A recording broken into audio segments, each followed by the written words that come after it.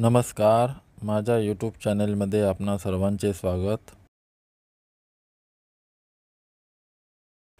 आईचे दूध पोषक व पूर्णान्न असून स्तनपान करणारी बालके मोठेपणी दृढनिश्चयी, निरोगी व बुद्धिमान निपजतात। त्याशिवाय त्यांच्यामध्ये आत्मनिर्भरता निर्माण होऊन मोठेपणी उद्भवणाऱ्या तणावास तोंड देण्याची क्षमता येते। लहानपणी मातेचे दूध पिणाऱ्या बालकांचा जंतुसंसर्ग, श्वसनविकार व अतिसार अशासारख्या रोगापासून बचाव होतो।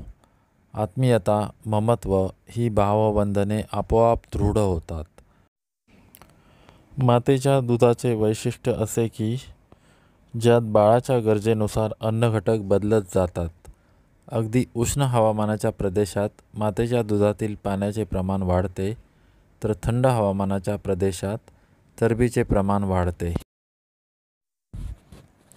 बाळ जसजसे मोठे होत जाते त्यानुसार दुधातील घटकही बदलत जातात, म्हणून ते पचनास हलके जाते।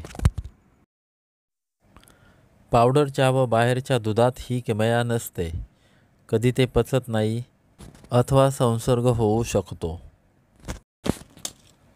कर्करोग व एड्सग्रस्त माता सोडल्यास बाकींच्या मातेचे दूध पाजण्यास कसलीही भीती नसते। तेव्हा मातेच्या दुधातही कीटकनाशक असतात असे म्हणणाऱ्या लोकांची मातेच्या दुधाच्या महतीची नाळ तुटली असावी असे खेदाने म्हणावेसे वाटते। या व्हिडिओला सबस्क्राईब, शेअर व लाईक जरूर करा, म्हणजे अशीच रंजक माहिती आपणास यापुढेही मिळत राहील।